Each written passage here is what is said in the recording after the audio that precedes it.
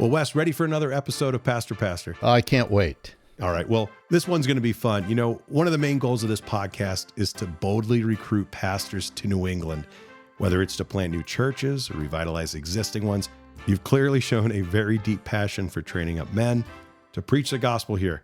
I thought in this episode, maybe we could dive into the history of the church in New England, where it started, where it stands today, and let's get down to the mission of Nets, why it's not only crucial, but also, I think, incredibly compelling. I'd love to do that, Rob. I know you're a history buff, so I think this is right up your alley.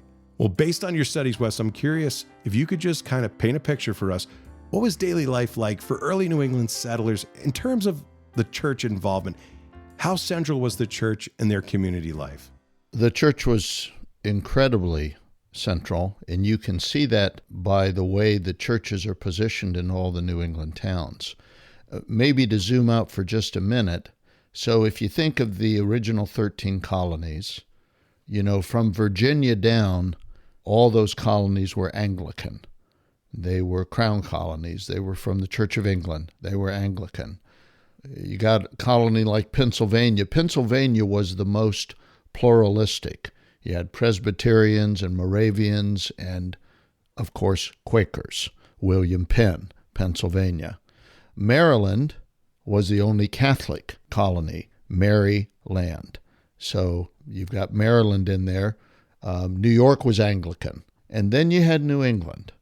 And New England was congregational. You know, the Plymouth settlement in 1620, the Massachusetts Bay Colony, those were all congregational, coming over from England. So you had really four main groups in England after Henry VIII decided to separate from the Catholic Church. And then one of his daughters, Queen Elizabeth, Queen Bess, she put together Protestantism and Roman Catholicism into a new denomination, Anglicanism. It was Protestant in doctrine and Catholic in liturgy, in worship. And there was a strong reaction to that, which included the Puritans. And the Puritans were not just one denomination. There were Puritan Anglicans, and there were Presbyterians, Congregationalists, and Baptists. So there were Puritan Presbyterians, there were Puritan Congregationalists, or Puritan Baptists. The Puritan Presbyterians would have rejected the state-driven church, and they would have had a presbytery that was above the local churches that ruled those churches. The Congregationalists reacted to Presbyterianism and said that the local churches should be autonomous.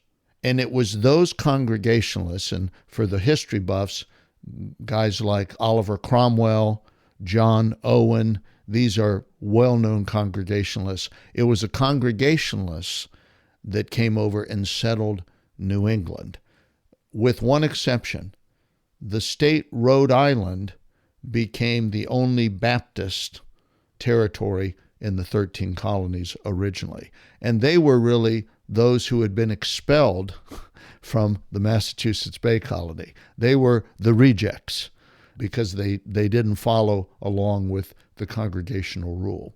So New England, the 6 states, Vermont, New Hampshire, Maine, Massachusetts, and Connecticut, 5 of the 6 were congregational.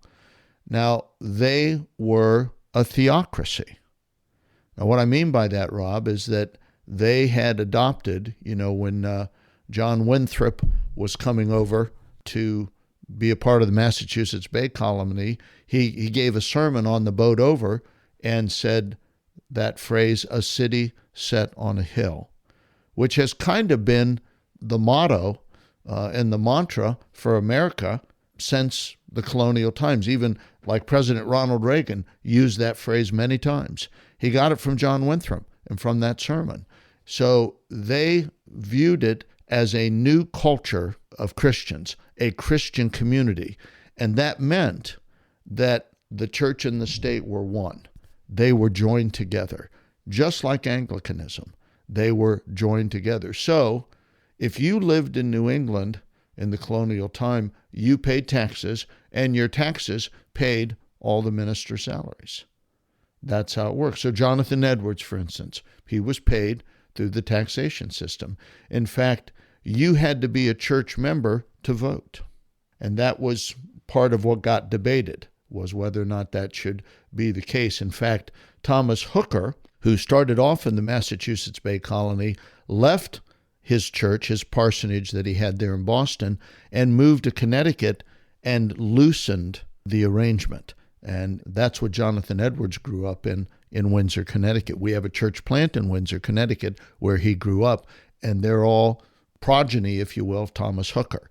But there was still this theocratic idea that the government and the church were joined. Now, of course, that slowly but surely broke down. And by the time we get to the American Revolution, that's not in place anymore. And pluralism has gained quite a foothold by that time. So if you were in colonial America, everything you did revolved around the church. And the church was right at the head of the green. So you go into these little New England towns, and there's a congregational church at the head of every town green. It was the centerpiece. Life revolved around the church. If you were a church member in Jonathan Edwards' church in Northampton, and his church, he was pastor there, on staff there from 1726 to like 1749. You would go to church twice on Sunday, and you would hear two 2-hour sermons. And, you had a church pew box that you rented, probably had a little coal stove to keep you warm. Your dog would be in there with you, and all of your kids, no Sunday school. You're listening to Jonathan Edwards preach twice a Sunday. It was all about church life. Church was front and center, and there's much about that that's really quite refreshing when you think about it. So I don't know if I probably went way beyond what your question was, but I thought that would be a little interesting for you, Rob. It's very interesting. I'm sure everyone listening would find that. I hope they found it as interesting as I did. I just learned a ton. Okay, tell me where we go from here. Well, let me again zoom out a little bit, Rob, if I could. I would say there were two significant problems with church life in New England. The first was this theocracy idea. They were trying to make the new Israel, and they used that terminology. They were trying to create the new Israel. They were trying to have their culture be the new Israel. And while very noble, that's not what you get when you read the New Testament. That's not what the apostles were trying to do. The apostles were not trying to convert the Roman Empire into the new Israel. They were trying to convert individuals and create a new community within the established governmental structures and within the empire, but they weren't trying to create their own empire, if you will. And so I think that whole construct was wrong, and it was destined for failure. I mean, if it didn't work in Israel, where they're hearing the voice of God, where the finger of God is writing commandments on stone tablets, it's not going to work in New England. So it was a bad construct, and within several generations, it deteriorated. And that led to the second problem, because now you've got this society that's religious in form, but not really religious in substance. And something called the Enlightenment came along, and of course it coincided with the Reformation. So by the time the Pilgrims came over, and the other denominations came over, the Enlightenment was in full flower. And the Enlightenment challenged the authority of the Bible. It challenged anything that seemed opposed to man's reason. I had a professor that I often talk about, Dr. Han, in seminary, and he would ask the question, he would say, what was man enlightened about? And the answer, himself. And so that became the grid through which all truth was tested. And so now you've got the Bible, which is unapologetically supernatural. It's about God. And yet that doesn't sync with man's reason. Really, a fish swallowed a guy, and he was in there for 3 days. Then the fish vomited the guy out. he seemed to be no worse for the wear, and he goes and preaches to Nineveh, and the whole city of Nineveh is converted. I mean, that does seem kind of wild, kind of crazy. So enlightened man rejected that, and what happened is that all of these schools that had been started in New England, in part to train ministers, starting with Harvard in 1636, all of these schools bit the dust. And they bit the dust primarily over the doctrine of the Trinity because, I mean, let's face it, 3 persons, 1 God. That seems a little hard to swallow, even incredulous. And so a movement started in New England called Unitarianism, and it took over the seminaries. And in fact, Rob, you know where I live in Burlington, Vermont, at the end of Church Street is a Unitarian church.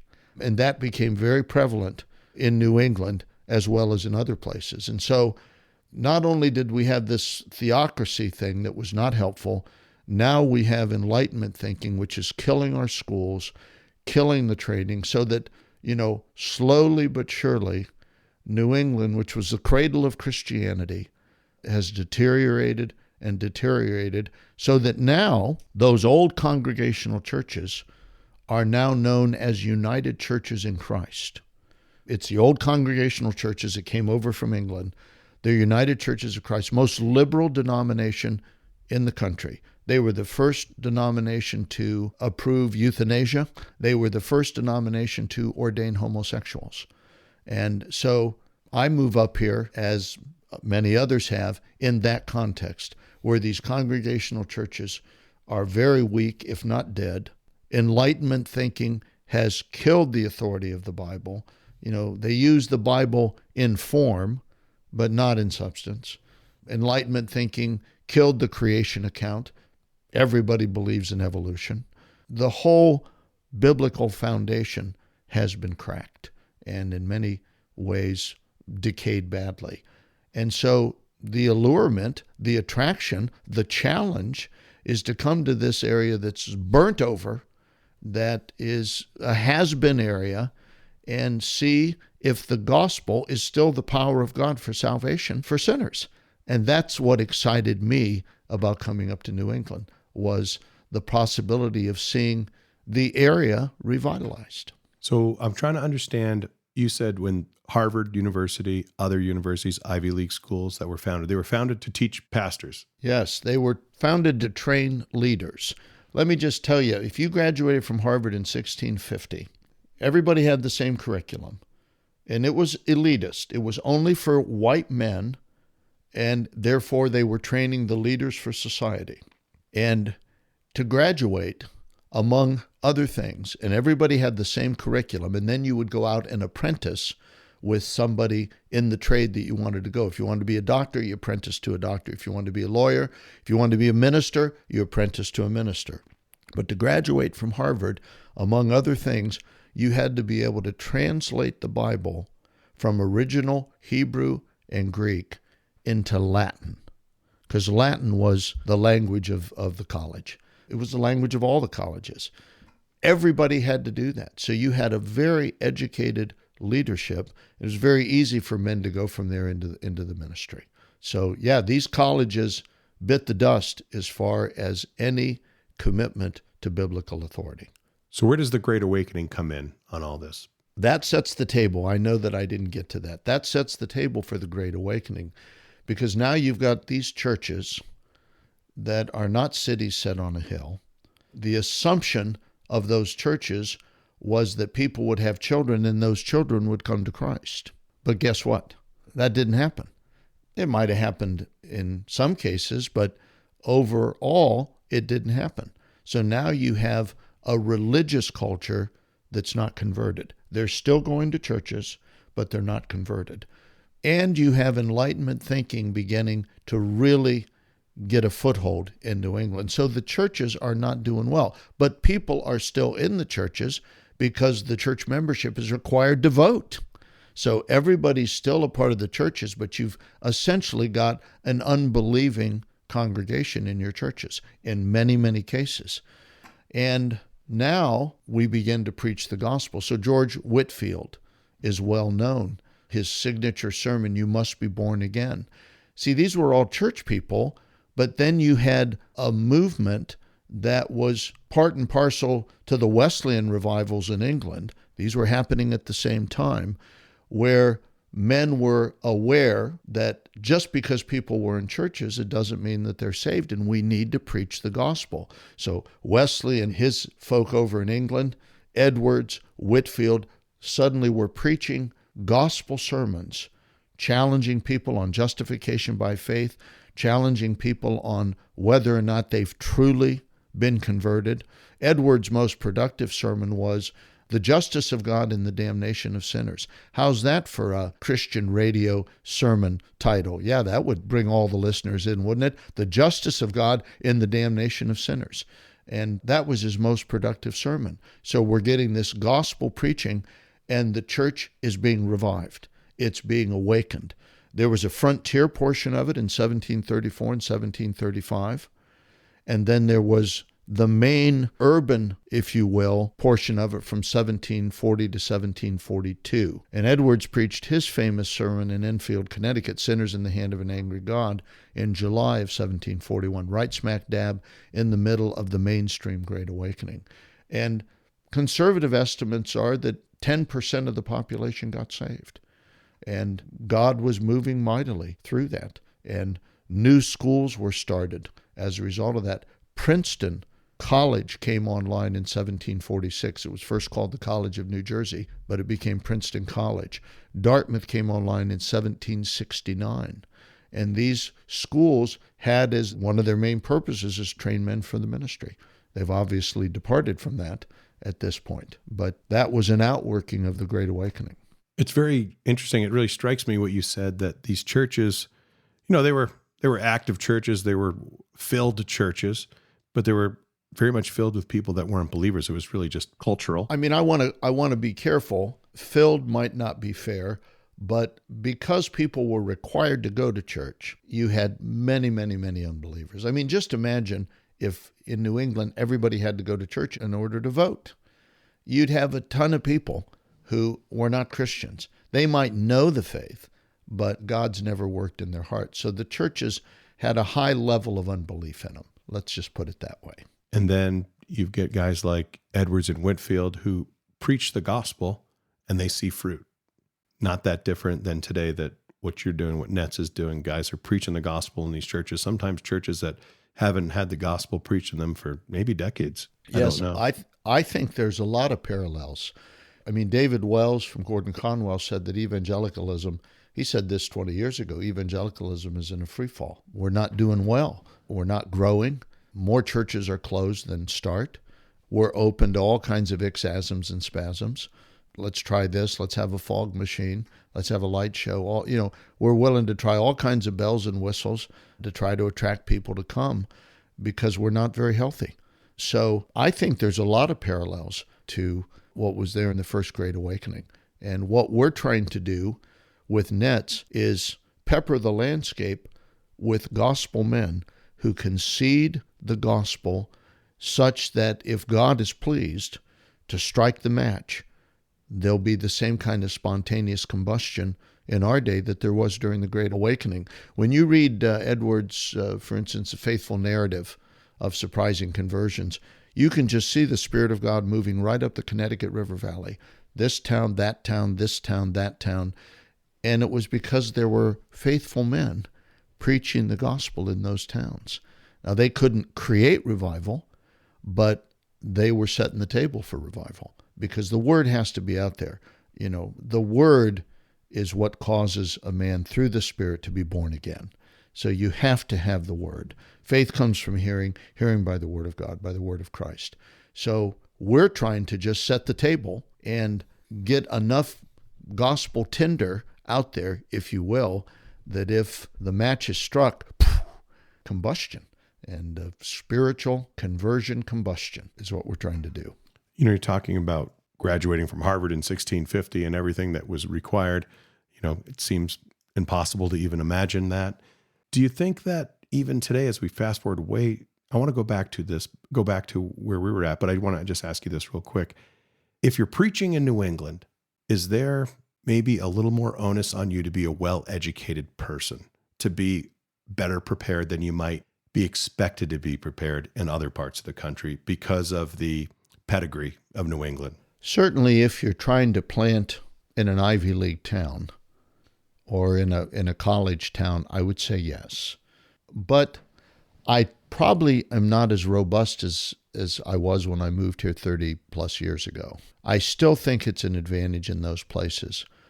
But I think even more so is a ministry with integrity, where obviously you are a real student of the Word, but you don't have to be a brainiac. You don't have to have a high IQ. You have to be faithful, and you have to live a life that's exemplary. And I think that trumps even being well educated. At the same time, we're wanting guys to go to seminary. And then this is a post-seminary program. Our Res Div program is the seminary's done simultaneously with our program, but we're wanting guys to at least have a master's level education and know the languages, because the Bible was not written in English. It was written in Hebrew, Aramaic, and Greek. So there's still a clear commitment to an education, but I think that integrity sells. I think people are so sick of something they're not sure they can trust. And so if you've got a man who plants himself in an area and he faithfully ministers that gospel for decades, I'll take that anytime. I think that's the key to a successful work of the Spirit. Wes, what was going on in churches in New England in the 19th century? Yeah, so the 19th century, by that time, Enlightenment thinking was well entrenched, and we were going great guns as a nation. That city set on a hill idea had morphed into manifest destiny. I don't know if you remember that phrase from your schooling, but we justified taking over the West. We justified booting the Indians, the American Indians, Native Americans from their lands, because we felt we had this calling. You can hear it in Lincoln's Gettysburg Address. Why was Lincoln committed to the Civil War? It wasn't for the abolition of slavery. Now, he was an abolitionist, but it wasn't for the abolition of slavery. It was to preserve the United States. He saw the United States as the best hope for the world. And in the Gettysburg Address, that the nation for the people, of the people, by the people, should not perish from the earth. That's what was really pushing him. That's a manifest destiny, city set on a hill kind of idea. So we pushed out west. We invaded Mexico. The Mexican War, I think, was completely inappropriate, illegal, and we just busted their chops because we were bigger than they were, and we tried to take it over. We tried to do that with the Canada War of 1812, and we failed, and it was a draw. But yeah, we had an idea that we're it, and we certainly aren't going to let a bunch of so-called savages stand in our way in the American West. We treated the Native Americans brutally. What a black eye on our culture that is. So I think we were pretty full of ourselves. I say all that to say that there was a lot of good stuff going on in churches, but our theology was becoming more and more man-centered. It was more and more about us. And I think that's why God brought revival. He brought revival during the Civil War. There was a great revival that went on for 5 or 10 years just before the Civil War and then through the Civil War. Then there was the revivals of Dwight Lyman Moody, Billy Sunday, and then Billy Graham. And these were all, I think, attempts by God to try to call us back because we were so set on ourselves. So I think the 19th century was a transition away from seeing God as the center to seeing man as the center, which is perfect Enlightenment thinking. And that set the stage for the 20th century, where we're just utterly filled up with ourselves, such that we felt competent to critique the Bible, decide parts of the Bible aren't true. That was going on in the 19th century, and it continued right on into the 20th century. And I'm excited about NETS and other organizations like NETS to try to curb that drift. And it's a serious drift at this point. As David Wells said, we're in a free fall. But I think that's what we're still fighting. We're fighting Enlightenment thinking in all of its ugly cousins. The churches that were maybe even new churches planted after the Great Awakening, you said up the Connecticut River Valley. How long did those churches remain thriving, gospel-preaching churches? Because their buildings are probably still there now. Yes, that's a hard one to answer, Rob. And some have continued. There's churches like we're revitalizing a church in Medfield, just outside of Boston. They planted in 1776, and they've been a gospel-preaching church all that time. So there's plenty that have, but there's many more that have not. And one of the things that's exciting about New England, this is probably a little nostalgic, is you've got all of these glorious church buildings. They'll never build other churches like that, other buildings like that. But those buildings are there. And, they're, in many cases, synagogues of Satan. And some of them have been converted into town halls, high-rise condos, delis. But a lot of them are there for the picking. A lot of times, even if the congregation is liberal, if they see the church is really going to die, they're eager for it to remain a church. And we've come along and bought some of those buildings and put an evangelical pastor preaching the gospel in those pulpits. So let's just take advantage of all this good real estate and get the gospel being heralded from these pulpits again, because there's no buildings like that. Not to be sentimental about buildings, but there's no church structures like that in most of America. They're just kind of cool.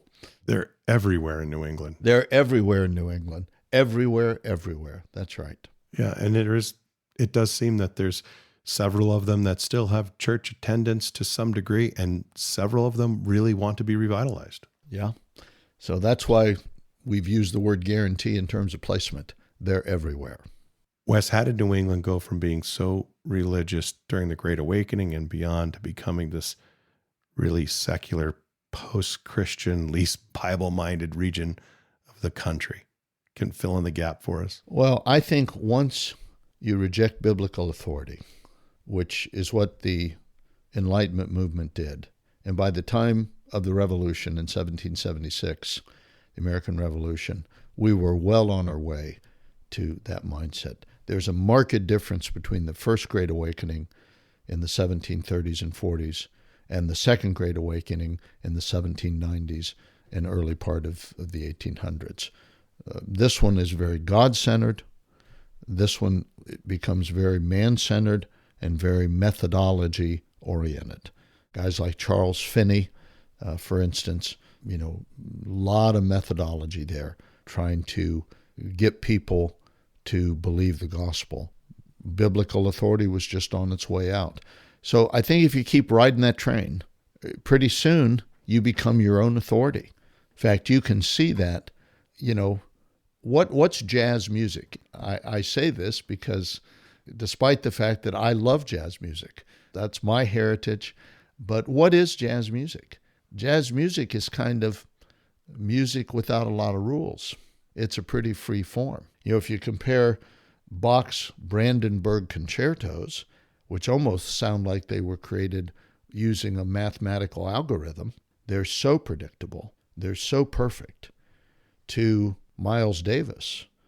You can just see, if you compare a Rembrandt painting to Jackson Pollock, you can just see we're throwing off all the rules, all authority, and we get to the 60s and we're, throwing off all social mores, and we've continued to do that. And now you can transition when you're a middle schooler from one sex to the other. Once you throw out biblical authority, literally all hell breaks loose. And that's what we've done. So the movement back toward churches that first and foremost honor biblical authority is absolutely vital. And it's one of the reasons why there's movements out there that have been termed Christian nationalism. Have you heard that phrase before, Christian nationalism? They're really trying to do something like recreate a theocracy where we're under the Mosaic law, but it's just a repetition of the same error that the Puritans made when they came over with their city set on a hill. It didn't work in Israel. It didn't work in New England. It's not going to work ever until all of the sinners, unrepentant sinners, are expelled and we have the new heavens and the new earth. That's the only time we're going to have a society that's under the rule of God. And that day is coming. Praise God. Jesus is coming back, and he will rule forever and ever when he comes back. But I think that there's a hunger for that because everybody just sees how pathetic things have become, how evil things have become. But I don't think that's the answer. The answer is creating communities of believers that are living out the new covenant ethos in those communities. That's really what the apostles did, and that's what Jesus charged us to do. And I'm excited about doing that in New England. I mean, if you can do it in New England, you can do it anywhere. Yeah, do you think the churches that you see in New England, the healthy churches, there's a particular bond, a brotherhood, because they're surrounded by this post-Christian? Yes, I do. You know, it's kind of like World War II. I mean, we fought alongside the Russians in World War II. We never really liked each other very much, but we had a common enemy, and we disliked that enemy way more than we disliked each other. You know, the Allied powers were many nations: Canada, Australia, the French resistance, England, New Zealand. All of those countries linked together to fight one power. And that's kind of how we feel in New England, which is why denominational categories aren't as important. That doesn't mean we don't think you shouldn't be affiliated with a denomination, but we're just looking for men that want to preach the gospel. And whatever his denominational stripe is, if he's a real gospel preacher, we embrace him. We're willing to allow second and third tier issues to really be second and third tier issues. I think that's what happens when you're on front lines the way we are here in New England. So with that said, what are the priorities when it comes to Nets equipping pastors to engage this post-Christian culture? What is it that you really harp on, that you really work through with them to prepare them to go to these places, these difficult places, to preach and to be effective? Yeah, you know, I don't think anything's changed in the history of the church. We're trying to help them to believe in the gospel, that they don't need any tricks. They don't need any David Copperfield sleight of hand. They need to believe that the gospel is the power of God for salvation to everyone who believes, which means that the gospel is the answer to our marriage problems. The gospel is the answer to our personal issues, if we have addictions, whatever it might be. The gospel is the answer to our family management problems. The gospel is the answer to our relationships at work. The gospel is the answer to our financial problems. Certainly the gospel is ultimately the answer to our health issues. How about resurrection? That trumps any doctor's ability to deal with me, because I'm going to die. I need a retirement plan that actually produces resurrection. That's what I need. The gospel is the answer. And so training men to believe that this gospel works, and they don't want to depart from that, and they don't want to have anything else be the drivetrain of any of their ministries in their churches but the gospel. Obviously, the gospel as it is displayed in the 66 canonical books. We're not just saying preach John 3:16 in every sermon, but that it's about the good news that Jesus Christ, the Son of God, died for our sins. He was buried, rose again on the third day, and simply by faith. Now, it's a faith that will produce works. It's not a devil faith. It's not mere mental assent, but only by faith they can be saved. They can be justified. And then gathering those folk into a new covenant community, because that's the city set on a hill. The city set on a hill is the church, and displayed in local churches. That's the city set on a hill. And when people come and see it, and they see that we love one another, not perfectly, but profoundly, there's an attraction. And getting people to believe that that same old gospel and the same methodology that the apostles used is good enough for New England. That's really the task at hand. And I think God has raised up a cadre of men that believe that. They're just simple-minded enough to believe that. And of course, delivering that not only on Sunday morning, but in homes during the week, through small groups, through counseling, through every possible means. But that's the message, and that's the goal. Let's be a city set on a hill, and let's export it, both regionally and internationally. Finally, Wes, I'm curious, what is it that you find particularly compelling about doing the work that you're doing in New England? Is it the history? Is that a piece of it? Is it just because, hey, this is where God has me? If he had me somewhere else, I would be doing this somewhere else. What is it about New England? A compelling reason to come to New England when Sue and I came here in 1991 was to demonstrate, and I referenced this in an earlier podcast, that the gospel still works. And the reason New England was compelling, and when we came in 1991, Vermont, by many estimates, was the most secular state in the country. I don't know how you prove that, but that was what was being said. I wanted to show that the same old gospel, the faith delivered once for all to the saints, as Jude 3 says, that gospel will work anywhere. And we don't need a new formula. New is good in a lot of cases, but not when it comes to the gospel. We want the old gospel. We want to tell the old story of Jesus and his love. So I was excited to see for myself that this gospel actually works. I mean, I believed it, but there is a sense in which seeing is believing. And when we begin to see people get converted through that gospel, whether they were churched or unchurched, it just fueled my passion to believe this is what we need to be about. We need to be about the gospel. So we came to the hardest region of the country, as far as all the stats said, and we stuck to the old biblical script and trusted that preaching Christ and him crucified would actually produce results, which seems kind of crazy. Who would think that would do anything? And yet it did. And it continues to, through our churches, through other churches that aren't affiliated with us that are committed to that gospel. They continue to see God bless. So I think that's what was exciting about New England in particular. Can you imagine another awakening in New England? Yes, I can. I don't know that it's going to happen in my lifetime. I think we still don't have enough tinder out there. I think we've got to get a lot more clear-headed gospel preaching out there.